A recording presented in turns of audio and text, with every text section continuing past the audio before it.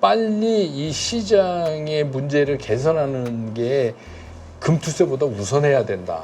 외국인들의 매도가 멈추려면 네. 아주 쉽게 얘기하면 엔비디아가 올라야 돼요. 아, 엔비디아에 네, 달렸다. 그러니까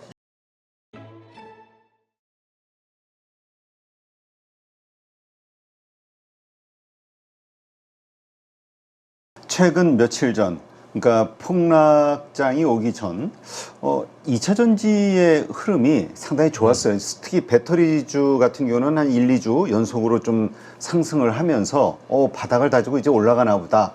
그러면서 이게 확산이 되나 보다. 이런 생각들을 했었는데, 이제 물론 폭락장 오고 나면서 이제 좀 그게 깨지긴 했습니다만, 어떻습니까? 이 상승세가 9월에 계속 이어질 거라고 보시나요? 그 2차 전지는 우리 쉽게 얘기하는 빈집털이잖아요. 그렇죠. 그러니까 2차 전지를 지금 가격에 막 죽으라고 팔 사람은 별로 없어요. 팔 사람은 별로 없는데 이게 계속해서 올라가면 팔 사람이 생기기 시작해요. 그렇죠. 네, 그러니까 이제 그게 무슨 얘기냐면 이번에 2차 전지가 폭락 이후에 다시 한번 되돌아서 서보려고 시도한 5번째예요.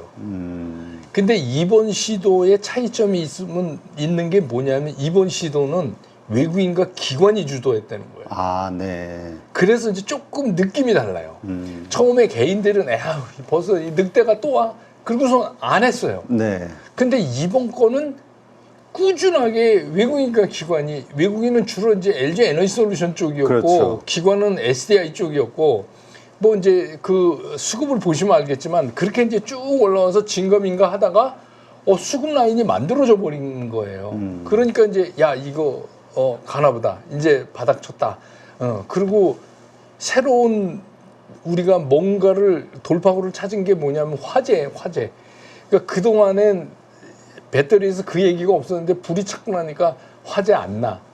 이거를 안 나게 하는 거. 네. 이제 이런 보안 쪽의 이슈를 가지고 그 밑에 밸류에이션 그 라인을 따라서 이제 소재 쪽도 그렇고 이런 것들이 쫙 움직이기 시작을 하면서 앞에 이번에 또 특징은 뭐냐면 생산업체가 앞장을 섰다는 거예요. 네. 늘 소재 쪽에서부터 2차 전지는 사실은 소재가 갑이었어요. 그동안 그랬죠. 네, 근데 이게 이번에 이제 바뀐 거예요. 네. 이번에 이제 이게 바뀌어진 형태가 나오고 있다. 그런데 이제 이런 생각을 하잖아요. 그러면 우리 이것도 결국은 뭐냐면 불 나고 안 나고가 아니라 그 가솔린 쓰는 차보다 확률적으로 불이 더 난다가 중요한 게 아니라 정책의 문제. 네. 전기차는 정책의 문제예요. 그래서 폭스바겐이 문 닫는다고 그러고 나서 독일에서 지금 다시 전기차에 대한 혜택을 주려고 막 준비 중이고 발표하고 그러잖아요. 그거 끊으고선 한 70%가 떨어졌어요. 매출이. 전기차 매출이. 네. 그게 뭐냐 하면 우리 똑같아. 그러니까 근데 이제 해리스가 어떻게 할 거냐. 이거 굉장히 중요한 문제예요. 그래서 뭐 전기차 보유 의무 35년까지 뭐 네. 이런 정책들에 대해서 나 찬성한 적은 없다 뭐 이런 식의 뉴스가 그러니까 나와요. 그런 것들이 만약에 그게 이제 그러니까 우리도 만약에 생각해서 아니 불 났기 때문에 좀 겁은 나지만 확률적으로 그러는데 불 났기 나서 저거 안 사 이런 거는 아니고 지금은 이제 정책적으로 얼마큼 지원을 해줄 수 있느냐의 정책의 문제. 그러니까 그런 게 모두 현재 상태에 머무른다는 가정을 한다면 2차 전지는 제한적 상승을 할 수밖에 없어요. 아직은 제한적 상승을 할 수밖에 없다. 그래서 그 제한적 상승의 상승 커브를 확인하는 중요한 게 언젠가 제가 말씀드렸듯이 10일 이동평균의 슬로프다. 10일 이동평균의 슬로프가 우상향으로 서 있으면 그러면 뭐 아니 외국인 사건, 기관인 사건 어쨌든 수급이 좋은 상태인 거잖아요. 그렇죠. 근데 야 이제는 짧게라도 고만 먹고 팔아야 되겠다. 지난번에 너무 고생해서 이런 생각이 퍼지기 시작을 하면 10일 이평이 밑으로 죽죠. 그러면 뭐 이쯤에서 한번 정리해야 되는 거구나 이렇게 받아들이셔도 될 것 같아요. 네. 자, 아까 물론 그 9월 달 상당히 어려운 그 박스권 내에서의 변동성이 심한 마음고생 시킬 장이 될 것이다라고 예상을 하셨습니다만 혹시나 이 가운데서 그래도 좀 강한 모습을 보일 어떤 주도주의 역할을 할 것이 있다면 어떤 게 있을까? 그 아까 제가 이제 말씀드린 이런 이제 말하자면 9월에 이렇게 어렵게 만들고 이런 데서 반등을 끌고 오는 배경에는 실적이 있다 그랬잖아요. 그러면 이제 실적을 낼 수 있는 거를 찾아야 돼요. 그럼 과연 뭐가 실적을 낼 수가 있냐? 우리는 우선 앞만 눈 씻고 봐도 반도체뿐이 없어요. 첫 번째 꼽을 수 있는 게 뭐 상황이 어떻건 어떻게 됐건 간에 예를 들어서 뭐 삼성전자가 잠정 실적 발표를 임박한다든가 근데 뭐 상황이 안 나쁘다든지 뭐 이렇게 되고 지금 저 삼성전자 빠져 있어서 많이 싸졌잖아요. 이제 반도체 주식들이. 그러니까 뭐 어쩔 수 없이 반도체 빼고는 얘기를 할 수가 없는 거고 된다면 그다음에 이제 그 전력 설비 관련 이런 것도 실적이 잘 나올 거예요. 왜냐하면 그 미국의 그 변압기 교체 그 초고압 변압기는 독일하고 우리밖에 못 하거든요. 네. 그러니까 그거 이제 교체 주기하고 맞물리고 미국도 이제 그 전기를 엄청나게 많이 생산해야 되는 나라네요. 그렇죠. 그러니까 이제 일렉트리시티 관련된 그런 쪽도 실적이 좋게 나올 가능성이 그렇죠. 상당히 있는 거죠. 물론 이제 거기에 환율이 여러 가지 영향을 미치겠지만 이제 그럴 수 있고 그다음에 이제 뭐 조금 전에 말씀드린 K-뷰티 화장품. K-뷰티 이거는 우리가 어디까지 갈지 사실 몰라요. 지금 이거를 우리가 그냥 지금 좀 이렇게 얘기할 수 있는 상황 아니고 K-뷰티의 굉장히 중요한 맥점이 뭐냐면 그동안 LG생활건강이나 아모레퍼시픽이 장악하고 있던 게 완전히 흐트러져 버렸다는 거예요. 그렇죠. 중소기업으로. 그러니까 이 중소기업 쪽으로 이 흐트러진 거를 보면 이게 어디에 끝날지 잘 모르겠고 그다음에 그동안 판매하던 그 루트가 완전히 바뀌어 버렸어요. 심지어는 막 해외에서 역구매를 해가게 하고 막 그 우리가 처음 듣는 브랜드들이 막 성장하고 그래서 거의 이제 우리가 K-팝, K-푸드, K-뷰티 이렇게 지금 거쳐오고 있는 거 아니에요. 그렇죠. 이제 K-팝은 요새 이제 뉴진스 사건 이후로 되게 힘들어하고 K-푸드도 이제 그냥 매운 거로 한번 쫙 나갔는데 부분적으로 이탈 현상이 수급에서 일어나고 이제 그나마 이제 K-뷰티는 나름대로 이제 뭔가를 막 시도하는 거기 때문에 이쪽도 실적 생각보다 잘 나올 가능성이 있죠. 그다음에 이제 우리가 아는 바이오는요 뭐 아니면 도예요. 그렇죠. 네, 그러니까 바이오를 투자하실 때 항상 그거를 하셔야 돼요. 그러니까 제 생각엔 바이오에서 자꾸 뭐를 잡으려고 하시지 말고 그냥 한 걸쯤 이렇게 되는 회사 있잖아요. 그러니까 리스크 관리 잘 하고 실적 나오는 실적 나오는 그런 걸로 가는 게 부담 없다. 그래서 이제 그 정도를 우리가 볼 수 있고 그다음에 이제 상황이 자꾸 경기 후퇴 얘기 나오니까 뭐 고전적인 가치주 밸류업 관련 그렇죠. 그거 얘기 안 할 수 없고 그다음에 뭐 유틸리티 뭐 우리 뭐 어렵다 그래서 갑자기 불 끄고 살 수도 없는 거고 가스 안 킬 수도 없는 거고 그러니까 이제 뭐 그런 유틸리티나 통신 이런 쪽이 그 대상에 되지 않을까. 그래서 이런 것들을 저는 사실 그 9월에 어려울 때 조금씩 이렇게 담아가는 뭐 10월을 보고 그런 자세가 필요하고 사실 우리는 이번 달에는 별로 시장이 많이 안 열려요. 연휴가 이제 막 이어져 있고 그러니까 그래서 이제 19일에 열리고 그렇게 될 것 같아요. 네.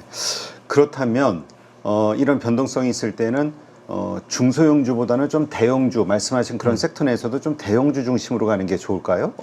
지금은 이 구분을 대형주, 중소형주 이런 구분보다 돈을 버냐 못 버냐로 나누는 실적? 게 그게 더 확실해요.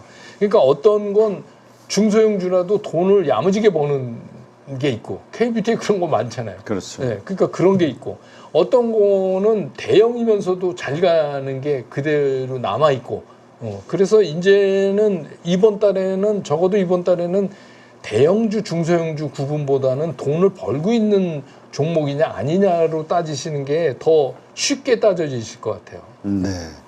자, 그런데 지금 사실 원화 강세인 상황에서 외국인의 좀 투자가 있지 않겠냐, 신흥국 중심으로. 그 가운데 이제 한국에 좀 오지 않겠냐. 근데 아까 말씀하셨듯이 뭐 매력이 없으니까 그렇겠죠. 지금 못 들어오고 있단 오히려 팔고 있단 말이죠. 이게 그럼 이렇게 외국인이 팔고 있는 이 시점에서 과연 내가 말씀하신 그런 종목들로 그래도 좀 수익률을 올리기 위해서 노력할 것이냐, 아니면 쉬고 있어야 될 것이냐. 고민이 많은 거죠. 지금은 이제 뭐 이런 거죠. 그 외국인이 아까도 말씀드렸지만 딱히 우리 시장을 매력적으로 봐야 되는 포인트는 없어요, 사실. 근데 이제 중요한 건 뭐냐면 그래도 외국인들의 입장에서 보면 한국 시장을 봤을 때 전체를 안 사고 이런 거는 아니고 살 거는 있단 말이에요. 네. 우리 시장에서도 굉장히 매력적인 것들은 있잖아요. 그런 것들은 외국인 잘 사요. 거침없이 보면. 그리고 이제 특히 외국인들이 늘 하는 거지만 시장이 아무리 어려워도 외국인들은 돈을 챙겨갖고 나가야 되니까 파생하고 연계해서 하는 매매를 많이 하잖아요. 그렇게 되면 특히 뭐 삼성전자나 SK하이닉스나 뭐 LG에너지솔루션이나 이렇게 대형주를 잡아 제끼면서 이제 반대로 파생해서 이제 뭐 한다거나 이런 거는 계속해서 나오겠죠. 그러니까 외국인이 전체적인 규모가 줄어들지만 한국 주식 다 안 본다 이거는 아니죠. 이거는 아닌데 쉽게 이렇게 얘기하면 뭐냐면 우리나라 시장에 있는 기업이 제대로 평가를 못 받는 거죠. 네. 그렇죠. 제대로 평가를 못 받는 거죠. 그래서 이제 아까도 말씀드렸지만 시급한 게 빨리 이 시장의 문제를 개선하는 게 금투세보다 우선해야 된다. 이게 더 중요하다. 그렇죠. 뭐 사실 그러니까 자꾸 논점이 좀 흐려지긴 해요. 그러니까 지금 금투세 얘기하지 말고 금투세는 가고 상법 개정이니 뭐니 여기에 신경을 쓰자라는 이야기들도 있긴 한데 그건 이제 금투세가 일단 시장 이게 좀 바뀐 이 해결이 된 다음에 아니 그러니까 쉽게 얘기하면 제가 아니 길을 포장하고 좀 잘 달리게 하고 그다음에 터미널을 받아라. 그땐 낼 테니까. 근데 지금 이런 상태에 자갈 깔아놓고 돈 내라 그러는 거랑 거의 똑같은데 이거를 어떻게 받아들이냐 하는 얘기죠. 네. 그러니까 이게 그 정치인들도 이게 과거하고 지금 투자자들이 얼마나 의식이 바뀌었는지를 이해 못하는 것 같아. 예전에는 사실 우리가 잘 몰랐잖아요. 좀 무지했고. 그러니까 그리고 한국 주식은 그냥 원래 이러려니 하고 멍하니 그냥 하는 대로 가다가 미국 주식 경험하고 일본 주식 경험하고 막 이러면서 똑똑해진 거라. 그럼 왜 우리는 이러지? 우리가 축구로 말하면 유럽 리그 본 거예요. 그렇죠. 봤더니 아니더라고요. 우리 동네 축구 뻥볼 뭐야 이거? 아니더라. 똥볼차기네. 그러니까 예전에 우리 축구가 무슨 저기 타일랜드에서 하는 킹스컵 이런 데서 우승하면 세계에서 제일 잘하는 줄 알았잖아요. 아니더라는 거예요. 그쵸. 그러니까 이제는 그게 좀 바뀌어야 된다. 이 정책도. 그렇죠. 증시 정책. 그러니까 이제 그 코리아 디스카운트 자조적인 패배 의식에 젖어 있던 과거와는 지금 다르다. 우리는 강력하게 이제 선진국처럼 바뀌어야 된다라는. 그래서 우리도 주식으로 돈 좀 벌자. 그러니까 민간이 먼저 치고 나오잖아요. 뭐 예전에 무슨 랑꼼 이런 거에 밀려가지고 랑꼼하고 한국산 미숙이 이거 브랜드 이름입니다. 미숙이라는 브랜드가 있어요? 한국 여자 이름 아니에요. 예, 저도 홍콩 가서 처음 봤어요. 이런 브랜드가 있는지. 그게 야 랑꼼 까불지 말고 나가는 거잖아요. 그러니까 그게 맨날 코리아 디스카운트 뭐 그런 얘기 하지 말고 우리도 시장 제대로 만들면 디스카운트 얘기 없어져요. 네. 자, 하여튼 그런 걸 좀 기대하면서 근데 일단 이제까지의 가장 큰 수출 비중 성장을 차지하고 있었던 건 결국 반도체였는데 반도체와 관련해서 뭐 하여튼 설왕설래 논란이 많습니다. 말씀하신 모건 스탠리의 그런 매도 리포트도 있습니다만 결국 삼성전자와 이 하이닉스의 레거시까지 포함한 반도체 성장은 계속 더 이어질 것이다라는 의견도 만만치 않거든요. 아니 성장은 이어지죠. 네. 그 모건 스탠리 보고서도 자세히 보면 그런 얘기를 하고 있는 거예요. 그러니까 이게 성장 속도가 둔화될 수 있다는 얘기를 하는 거지. 야 이제 얘 끝났어 이 얘기를 하고 있는 게 아닌데 우선 좋은 얘기가 아니니까 딱 긴장을 하는 거죠. 그러니까 그 대표적인 예가 뭐냐면 캐펙스 그러니까 자본적 지출을 해서 막 때려 넣잖아요. AI를 하기 위해서 엄청나게. 그렇죠. 그러면 거기에 상응하는 뭔가가 수익으로 돌아와야 되는데 과연 그거를 능가할 수 있느냐. 그러니까 그 편차가 계속 벌어지면 투자하던 사람도 멈칫할 수밖에 없다. 그렇죠. 그건 저도 이해해요. 뭐 누구나 다 생각이 그런 거 아닙니까? 그래서 지금 뭐 웬만한 IT 기업 중에서 AI 안 한다고 한 데가 없잖아요.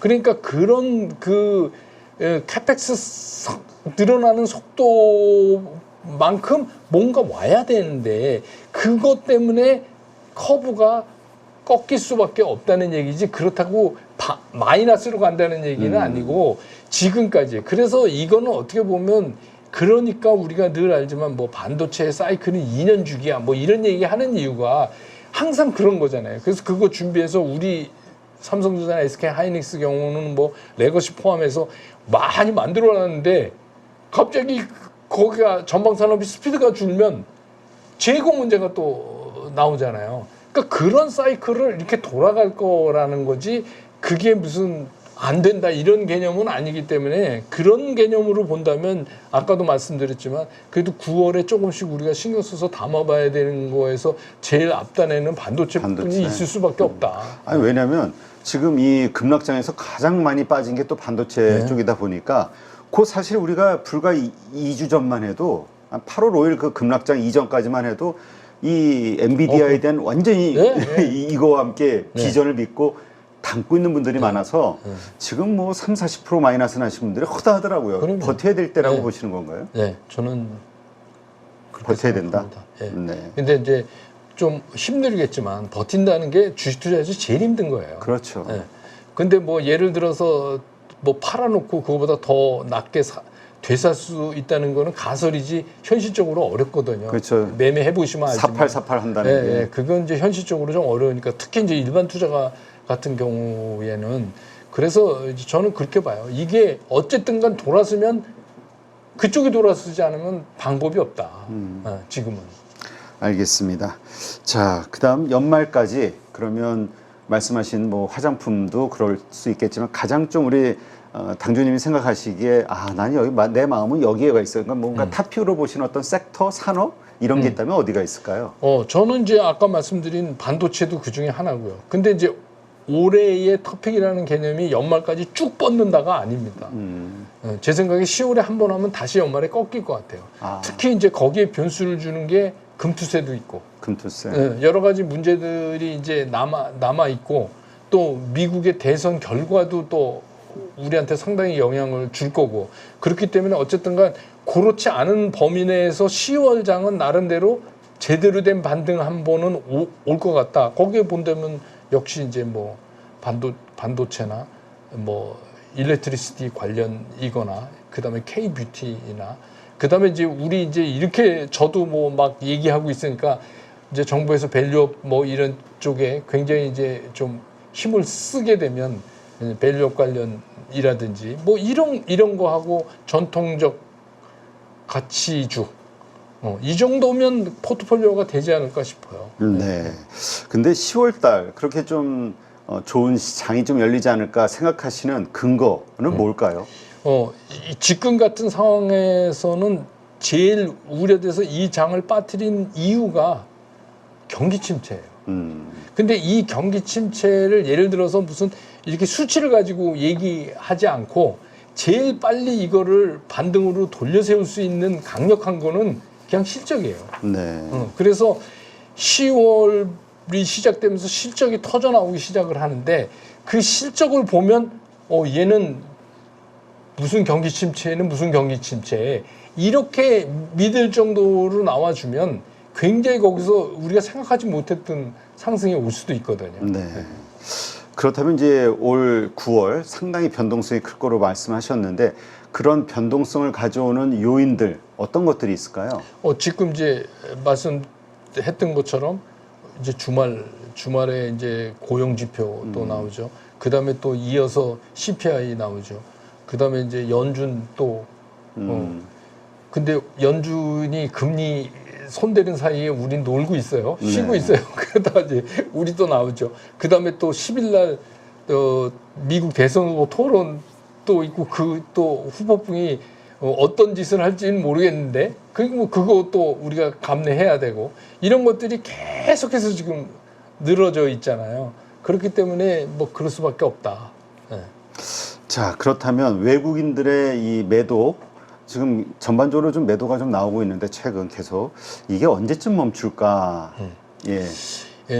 외국인들의 매도가 멈추려면 네. 아주 쉽게 얘기하면 엔비디아가 올라야 돼요. 아, 엔비디아에 네, 달렸다. 그러니까 이게 되게 웃기는 얘기인데 엔비디아가 오르면 그 다음날 외국인이 사요. 네. 이거는 뭐 어떻게 해도 뭐 부인할 수가 없잖아요. 그렇죠. 그러니까 지금은 전 세계 시장을 이끌고 그리고 뭐 엔비디아가 지난번에 실적 발표하는 날 왜 전 세계 시장이 거기다가 주목을 하고 그랬느냐. 근데 거기서도 이미 답이 나왔어요. 엔비디아 실적이 나쁜 게 아니었잖아요. 그렇죠. 마진율이 조금 줄어들 것 같다는 얘기. 그 얘기는 뭐냐면 아까 제가 모건 스탠리 얘기한 거나 똑같이 그걸 얘기하고 있는 거예요. 조금 둔화될 수 있는 가능성. 가능성. 근데 지금은 그냥 상상으로 이렇게 올랐는데 이게 둔화되면 어떡하지? 이런 우려인 거죠. 거기다가 경기 침체? 이런 거죠. 그러니까 결국은 외국인들이 산다는 거를 뭐 전체적인 경제 상황이 어떻게 되고 복잡하게 따지시지 말고 그냥 엔비디아가 올라야 돼요. 엔비디아만 보자. 엔비디아가 오르면 우리 시장에 외국인들이 사요. 왜냐하면 우리는 반도체 밸류체인만 해도 얼마예요? 그렇죠. 뭐 네. 소부장부터 해서. 네, 그거 살 수밖에 없어요. 지금 신용융자와 관련해서 사실 상당히 좀 증가하고 있다가 지난 8월 5일 날 폭락장에서 많이 정리가 그 무렵에 한 2조 이상 3조 가까이 뭐 정리가 됐다 이런 데이터도 있었고, 근데 최근에 다시 좀 증가하다가 뭐 또 최근 예. 어려웠던 날 또 많이 좀 흔들렸을 것 같은데 이런 신용이 증시에 미치는 영향 예. 어떻게 보세요? 아니 그러니까 신용이 뭐 긍정적인 면도 있고 나쁜 면도 있죠. 근데 이제 그 긍정적 이게 어떻게 보면 공매도랑 좀 비슷한 그 장단점을 갖고 있는데 우리가 뭔가 추가적인 수요를 발생시킬 수 있는 좋은 제도잖아요. 네. 그러니까 장이 좋을 땐 그렇게 해서 잘 갈 수 있고 투자하시는 분도 레버리지를 활용해서 돈을 더 버실 수 있는 기회가 늘어나고. 근데 이제 문제는 뭐냐면 장이 꺾일 때가 문제인 거예요. 이게 매도가 매도를 부르는 그렇죠. 이제 현상을 이게 일으키죠. 그래서 제 생각에 신용은 그냥 적정 수준을 유지하는 게 가장 좋다. 그러니까 이제 그 우리가 고객이득금 대비 신용융자를 이제 항상 비교하잖아요. 그래서 우리가 이제 장이 뭐 바닥이다 이렇게 얘기하려면 거의 그게 20% 초반으로 떨어져야 그래서 이제 죽을 사람 다 죽고 뭐 이렇게 해야 이제 얘기를 하잖아요. 근데 이제 지금 같은 경우는 30%가 넘으니까 30 뭐 몇 프로 정도 가고 있으니까 아직은 시장의 그 심리가 올라가는 쪽에 많이 걸고 있는 거죠. 그래서 뭐 신용이 나쁘다고 얘기할 수는 없죠. 그러니 말씀하신 이 9월 변동성이 심한 장에서는 참 쓰면은 위험한 상황들이 나올 수도 있겠네요. 그렇죠. 예. 예. 그러니까 이 신용이라는 거는 여러분 기억을 하실는지 모르겠지만 20년도 같은 때 있잖아요. 그냥 아무거나 사도 올라갈 때는 그 레버리지 써야죠. 그렇죠. 예. 근데 이제 지금은 조금 그렇죠. 네. 알겠습니다. 네, 오늘도 이렇게 한세구 당주님 모시고 증시 전반, 그다음에 글로벌 경제 지표들 점검을 해봤고요. 네, 말씀해주신 여러 가지 인사이트들 참고하시면서 어떻게 투자를 할지 또 가지고 있는 주식들에 대한 대응을 어떻게 할 것인지 한번 고민해 보시기 바랍니다. 오늘도 이렇게 좋은 인사이트 함께 해주신 당주님 고맙습니다. 감사합니다.